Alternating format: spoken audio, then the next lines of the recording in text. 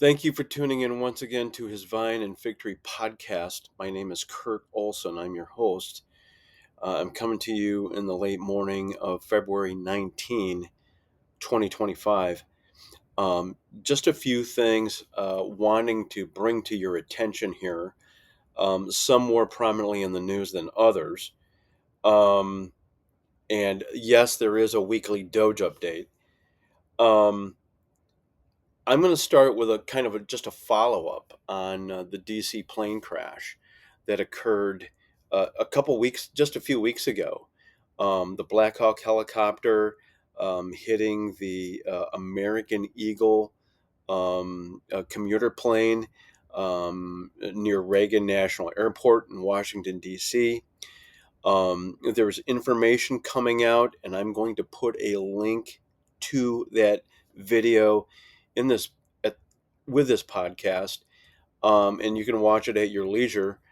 But there's some details coming forth that would indicate a whole lot of human error was involved in this crash, and that goes along with what the Black Hawk crew chief, the post that I read from him after the crash happened, and shortly after that, a bunch of conspiracy theories started rolling out.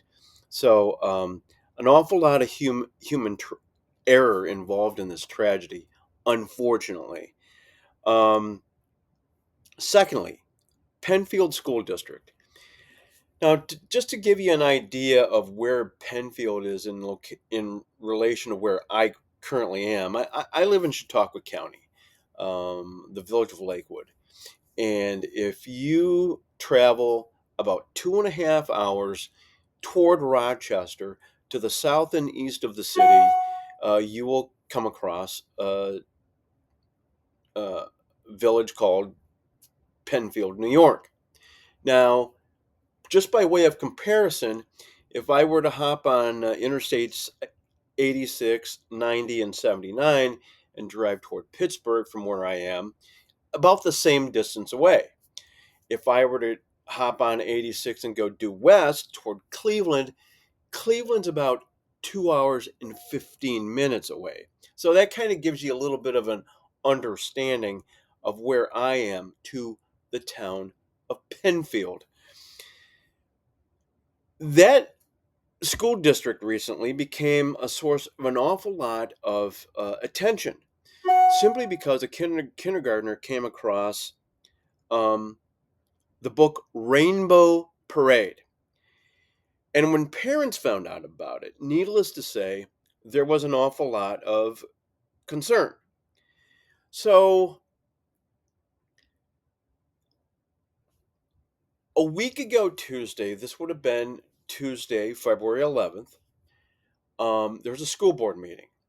And this thing is standing room only because parents are wanting, and concerned people in the community are wanting time to express to the school board their dismay with material that a kindergartner got their hands on.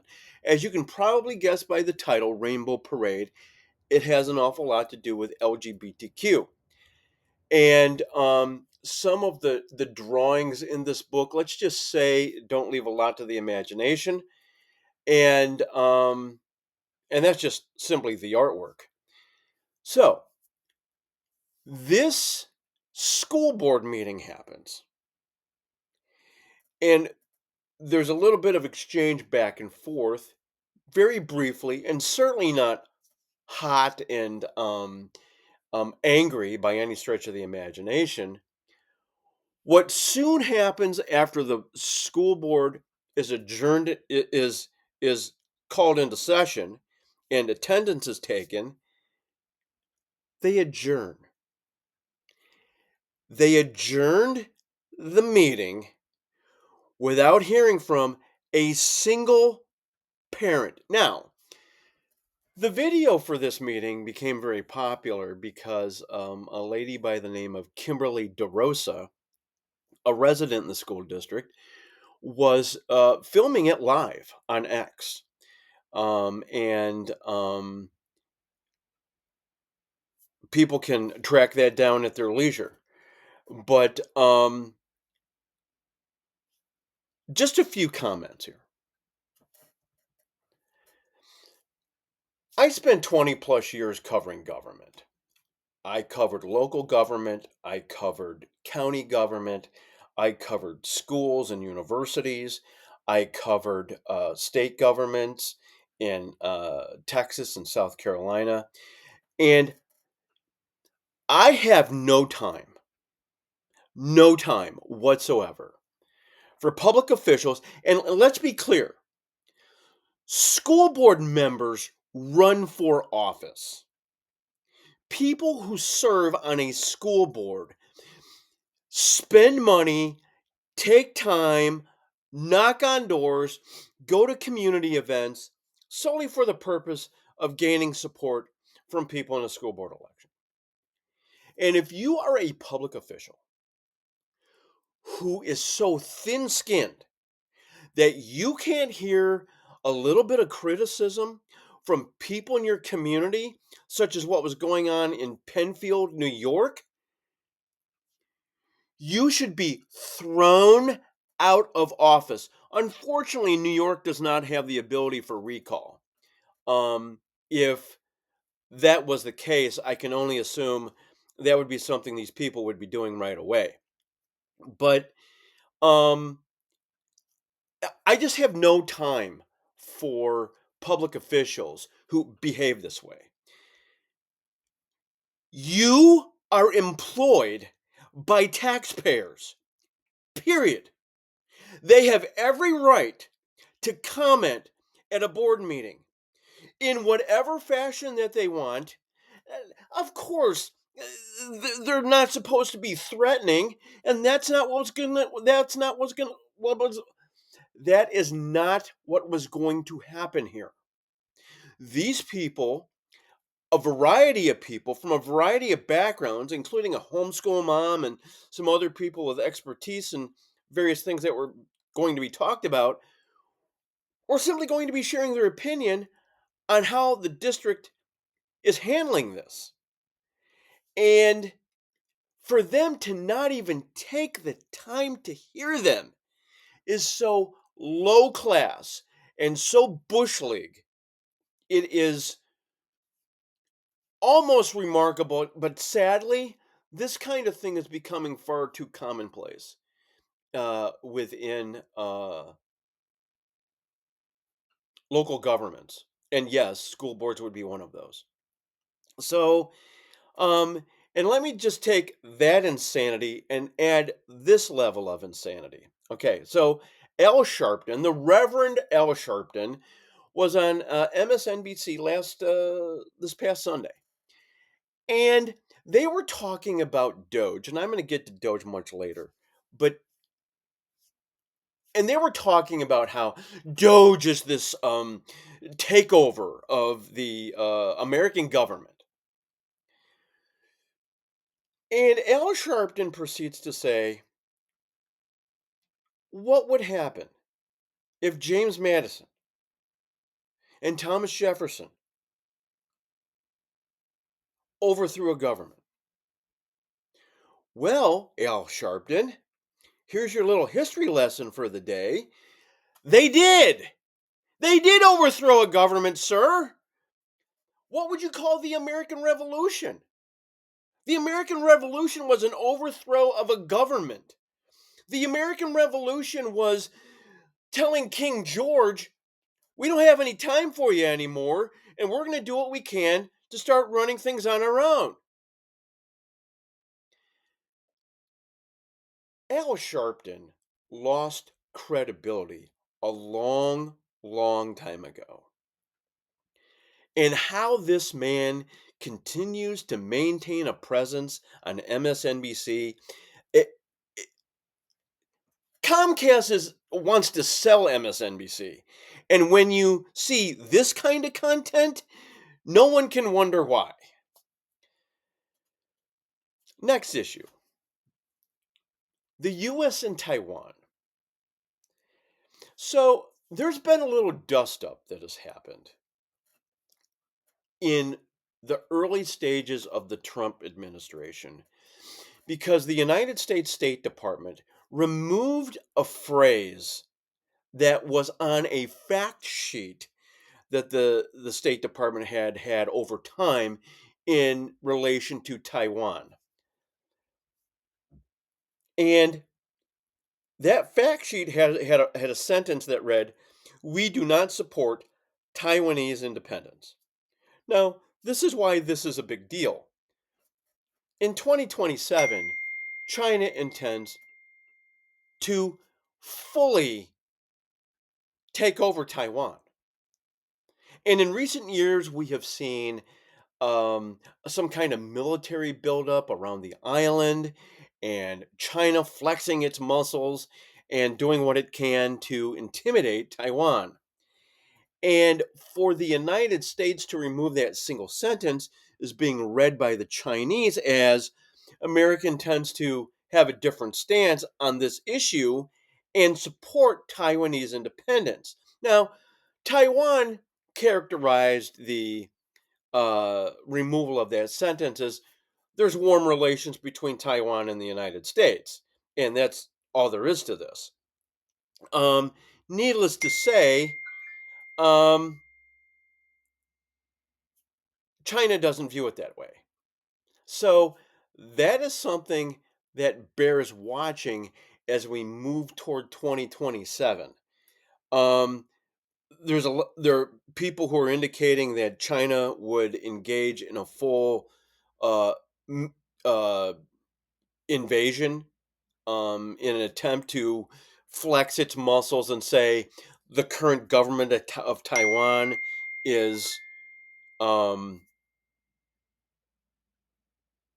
illegitimate and it's now Chinese, it's now part of China. So that's going to be something to watch in the coming couple years as various things happen in relation to that. Next, Hamas. On Thursday, tomorrow, Hamas is going to release the bodies of 4 individuals who were killed in captivity.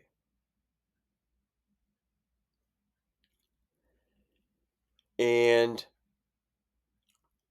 we need to stop treating these people with kid gloves.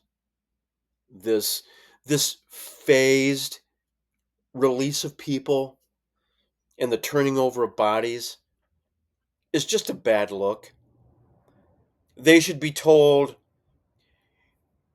you've had these people captive for 500 days and you're not going to have a single day continue. And to make matters a little more fun with you, we're going to have a U.S. naval carrier group right off the coast of Gaza. Um, I'm done with Hamas.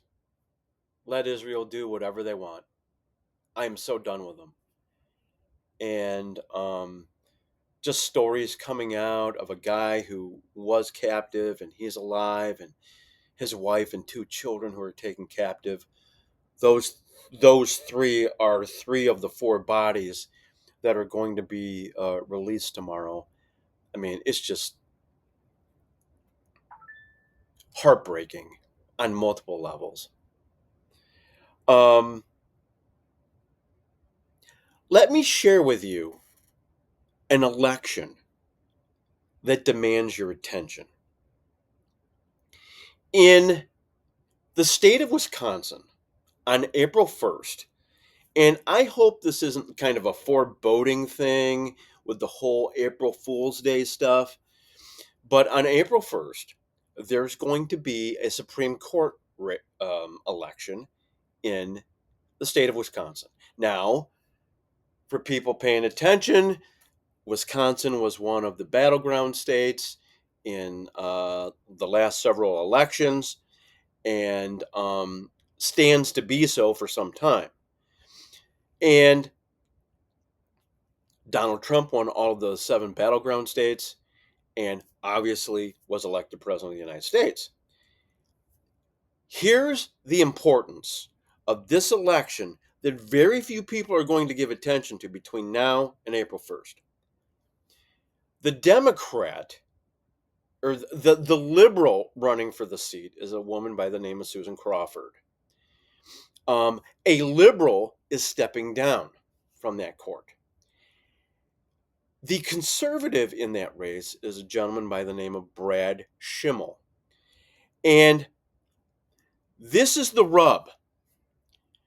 George Soros and a variety of other people on the left with a whole lot of money to spend are going to dump money into the state of Wisconsin to elect Susan Crawford a Supreme Court judge.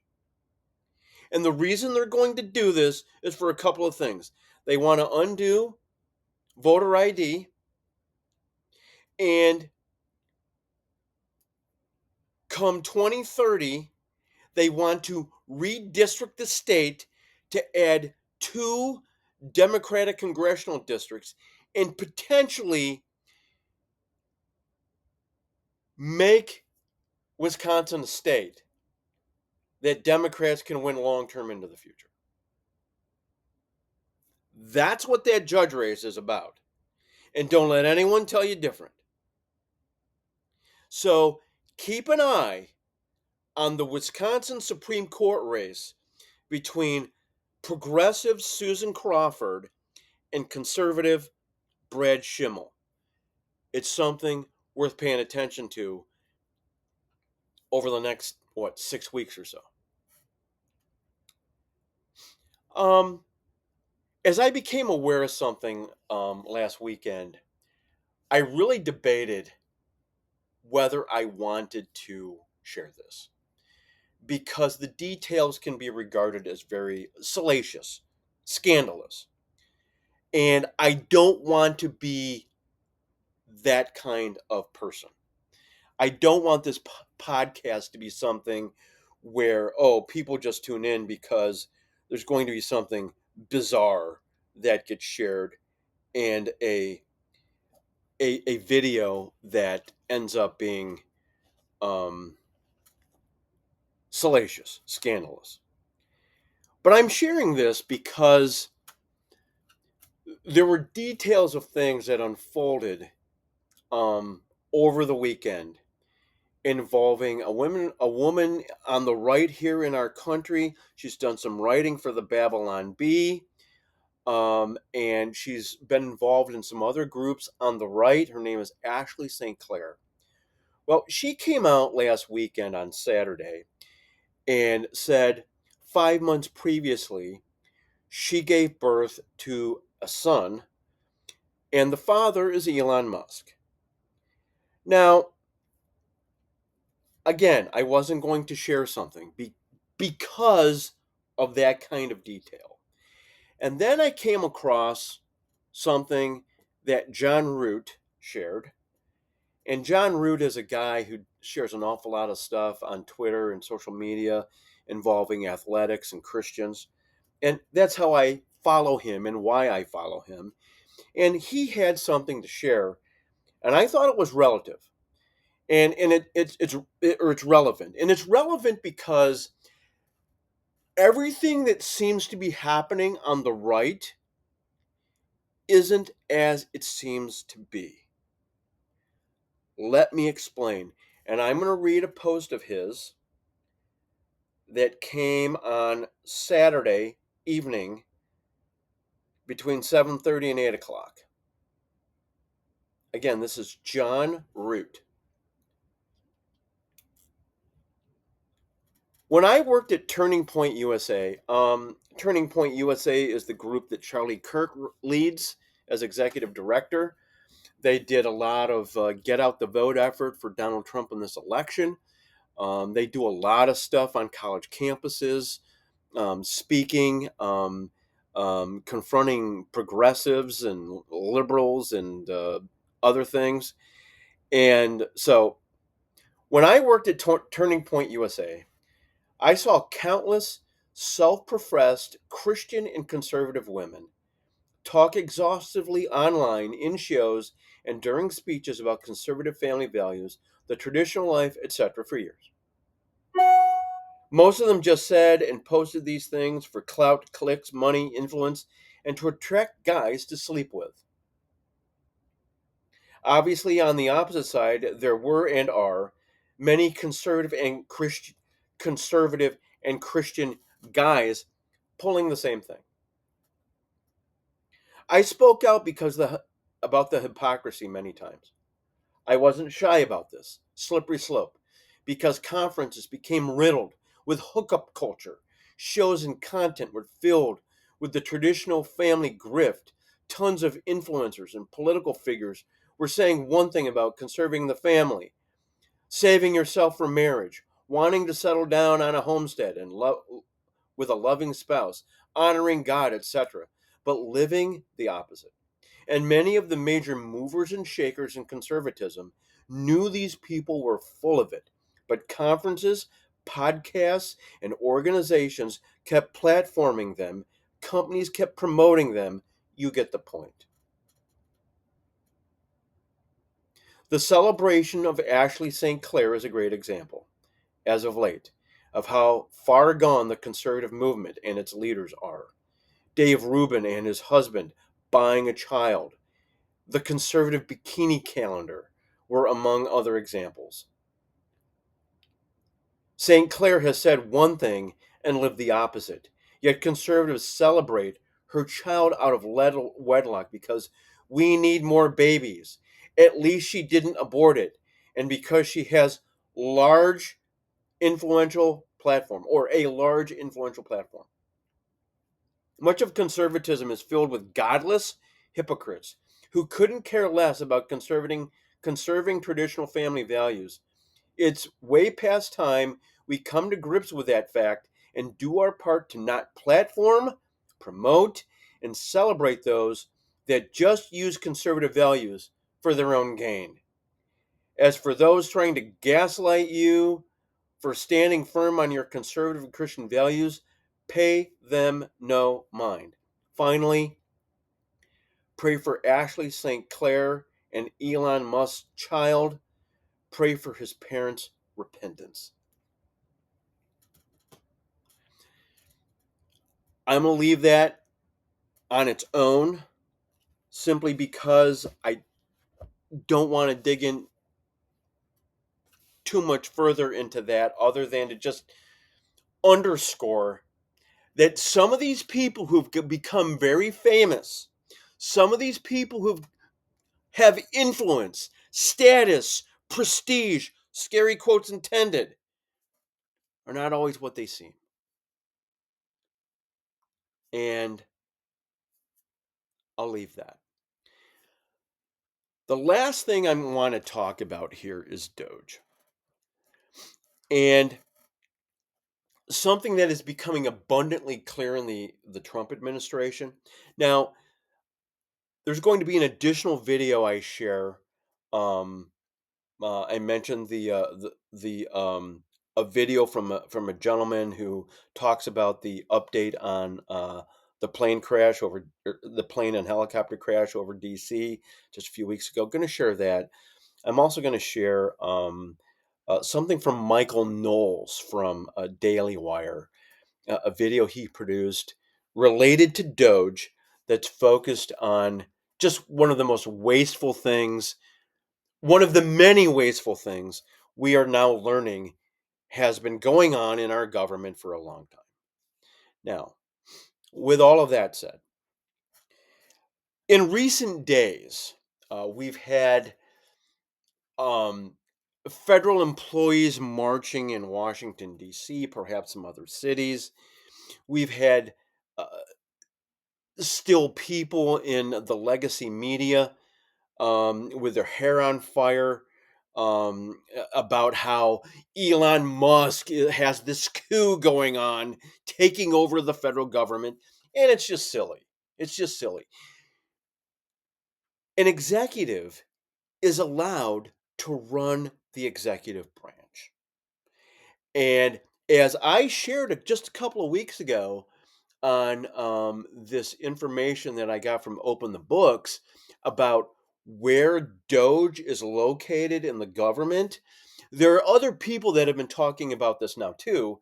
And a couple weeks ago, you heard it when I read that piece from Open the Books, that they basically took a spot created by Barack Obama at the time of the Obamacare website fiasco, and and Obama created an outfit, U.S. Digital Service, in 2014, and this is where Team Trump has Doge.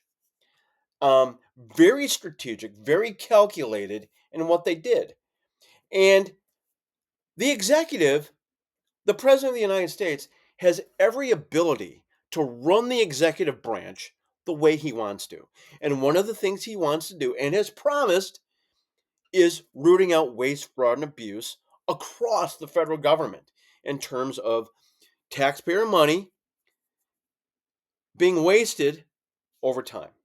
Now, one of the things that we have seen in recent days comes from the Social Security Administration.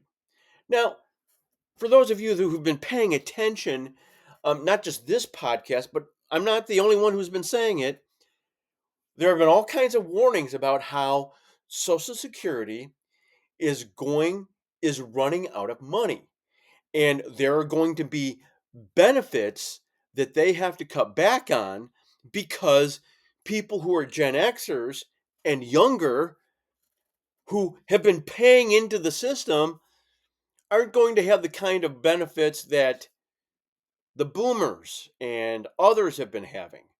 Okay?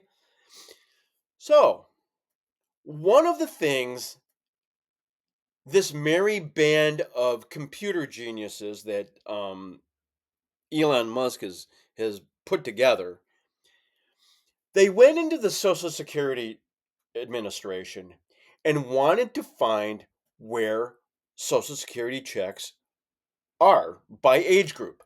So they put together a chart by age group. They have another list of the number of people, and they broke it down into various categories. Here's the thing that's so amazing.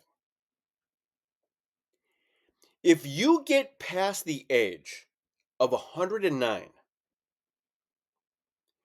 you have large groups of people that conceivably could be still getting Social Security checks. So anyone past an age that would be conceivably where natural cause of death would happen. You're now a centenarian and you're, let's say, 103, 105, 107, whatever. Those people obviously can collect Social Security. And what Elon Musk and company have found is that if you go into age brackets 110 to 119, 120 to 129, 130 to 139, and all the way down in groups of 10 to the age group 350 to 359. So conceivably, we have one person between the ages of 350 and 359, meaning they're older than the country itself, and they could be collecting Social Security.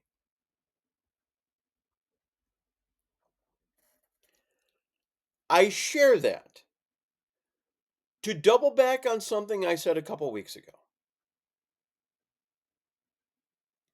Our government is broken.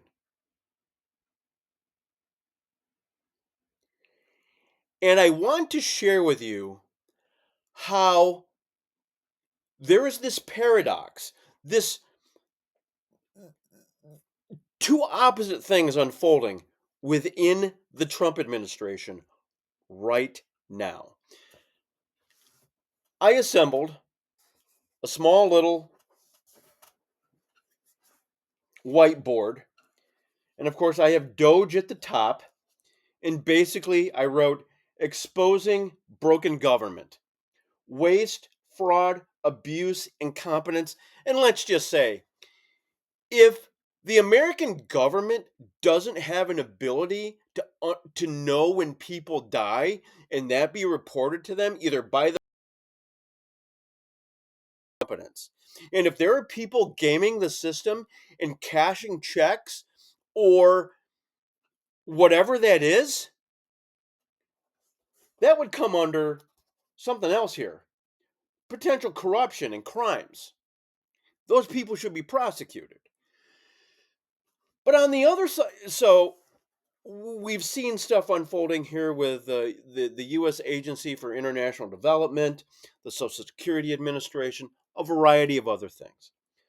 On the other side of this, as I draw a line down the middle or attempt to draw a line down the middle, on the other side, I have Trump executive orders, also an example of broken government. Okay? Well, Olson, why are you arguing that? It's real simple. Executive orders is not a normal way for running government. I mean, I hearken back to the days when I was a kid, and you would see what was it, Saturday mornings, Schoolhouse Rock pop on your television, and the little song, the little ditty that was produced on "I'm Just a Bill, just only a bill, sitting on Capitol Hill," and it would explain how a bill becomes a law. And Donald Trump is doing a lot of things by way of executive order. And as much as I agree with a lot of his ideas that are going down here, not all of them, but many of them I do, it's not the way to run a government, people. It is not how you run the government. Donald Trump is more popular now than he has ever been as president, even in his first 4 years. He has a lot of political capital to expend. And he needs to use the weight of the bully pulpit of the presidency and demand Congress take some action on things. And the idea of, oh, well, it's going to get filibustered in the Senate and then we're going to wring our hands. Take the most obvious issues and make the Democrats eat it and use it as a billy club to whack them over the head during elections. There was once a time this kind of thing happened in our country. And a lot of people are criticizing Ronald Reagan for not doing this kind of thing and not trimming the federal government. Well, guess what, people? During Ronald Reagan's presidency, the United States House was run by Democrats. And guess what he was able to do? Get tax cuts. He promised in his inaugural address we were going to unleash an economic juggernaut. And guess what he did? He did exactly that by having the Democrats approve a tax cut for the American people. Donald Trump needs to use political capital and impose his will on the Congress. You have a House run by the Republicans. You have a Senate run by the Republicans. Do something with it, please. And folks, so while we have Doge exposing broken government, exposing all of the chaos and confusion with where money has been going, and is it fraud? Is it waste? Is it abuse? Is it corruption? Is it something that's criminal? Meanwhile, you have a president right now that is running things by executive order.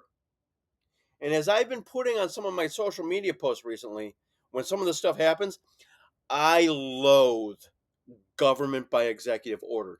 I detest it. Because guess what, folks? The moment you lose power, all of that stuff you did gets undone. Period. It gets undone. Because the other party with a different worldview, whether it's on boys and men playing girls' sports, or it is opening up our southern border like a sieve again, those things get undone. President Trump, you are a popular man right now, and so is your agenda. Use it. You have political capital. Use it to impose your will on not just your party, but the Democrats. That's what a president does.